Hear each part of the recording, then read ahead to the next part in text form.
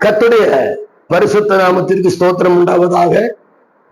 இந்த 12ஆம் தேதி டிசம்பர் மாதம் 12ஆம் தேதி வியாழக்கிழமை காலை வேளையில் உங்களை சந்திப்பதிலே மிக்க மகிழ்ச்சி. காணொலி மூலமா உங்களை சந்திக்கிறோம். தொலைதூரத்து இடங்கள்ல இருந்தாலும் காணொலியை கேட்கிறீங்க, சப்ஸ்கிரைப் பண்றீங்க, மற்றவர்களை பகிர்ந்து கொள்றீங்க, ரொம்ப சந்தோஷம்.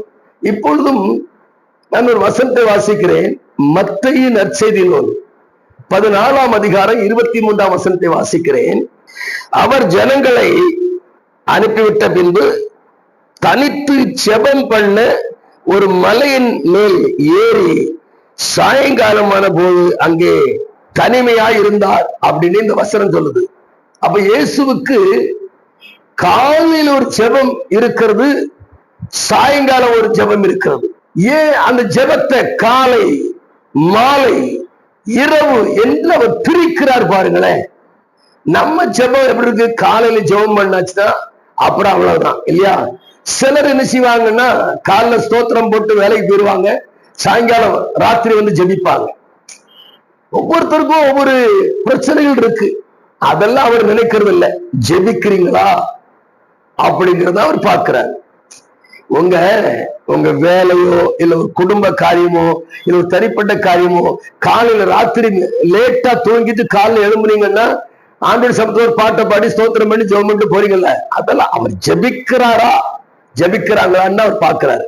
ஏன்னா ஜெபம் ரொம்ப அவசியம், தேவை.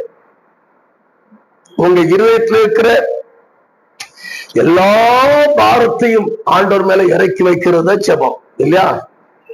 இறக்கி வச்ச பிறகு அந்த இடம் வெறுமையா இருக்குதா, அவன் தேவனிடத்திலிருந்து வரக்கூடிய வார்த்தை நினைச்சோம் உள்ளத்தை நினைச்சோம் நிரப்பணும்.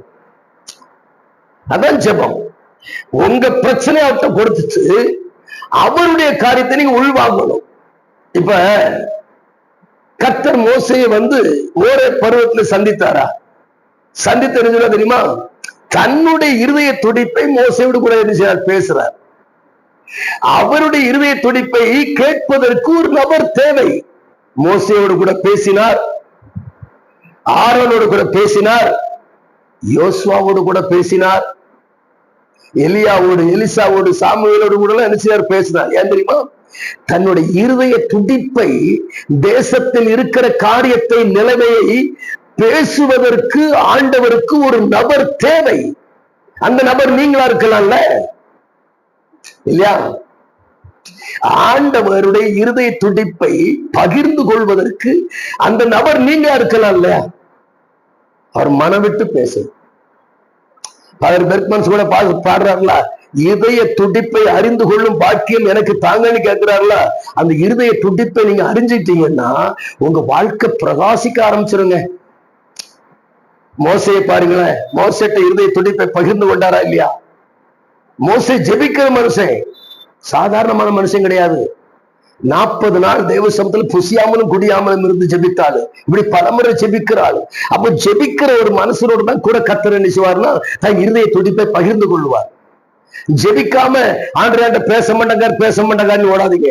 ஜெபிங்க, ஆண்டவரோடு கூட பேசுவார். ஜெபிக்கிற மனிதனை கர்த்தர் தேடுகிறார். திறப்பில நின்று ஜெபிக்கிற ஒரு மனுஷனை கர்த்தர் தேடுகிறார். மோசே திறப்பில நின்று ஜெபித்தான் என்று வேதம் சொல்லுகிறது. சங்கீதம் 106:23 தேவனால் தெரிந்து கொள்ளப்பட்ட மோசே திறப்பில நின்று ஜெபித்தான் என்று வேதம் சொல்லுகிறது. அப்ப ஜெபிக்கிற மனுஷனோட தான் தேவன் தன் இருதய துடிப்பை பகிர்ந்து கொள்கிறார்.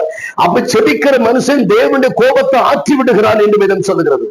கோபத்தை ஆற்றவும் அவருடைய இருதய துடிப்பை அறியவும் ஒரு ஜெப வீரன் ஆண்டவருக்கு தேவை. அது நீங்களா இருக்கலாமே. ஒப்பு கொடுப்பீங்களா? நாம் ஜெபிப்போம். மகா பரிசுத்தமும் கிருபையும் இரக்கமும் நிறைந்த அன்பு பிதாவே, ஆசீர்வதிக்கப்பட்ட நல்ல கால வேளையில அருமையான உங்களுடைய பிள்ளைகளோடு கூட நீ பேசிக் கொண்டிருக்கிறேன். ஆண்டவரே, நீர் உங்களுடைய இருதய துடிப்பை உங்களுடைய பிள்ளையோடு கூட பகிர்ந்து கொள்ளவும், அவர்கள் அந்த இருதய துடிப்பை கொண்டு போய் தேசத்திலே மாற்றத்தை உண்டாக்கவும் உங்களுடைய பிள்ளைகளுக்கு அப்படி வேண்ட கிருபையும் வரங்களை கொடுத்து ஆசீர்வாதத்தை உயர்த்த வேண்டும் என்று ஜெபிக்கிறேன். இயேசுவானவருக்கு காலையில ஜெப நேரம் இருந்துச்சு, சாயங்காலம் ஜெப நேரம் இருந்துச்சு. எங்களுக்கும் அப்படிப்பட்ட காலை மாலை ஜெபிக்கிற ஜெப நேரத்தை எங்களுக்கு தந்து நீ நடத்த வேண்டும் என்று ஜெபிக்கிறையா? ஆசீர்வதிங்க. இயேசுவின் நாமத்தில் ஜெபிக்கிறோம் நல்ல பிதாவே. ஆமேன், ஆமேன். God bless you.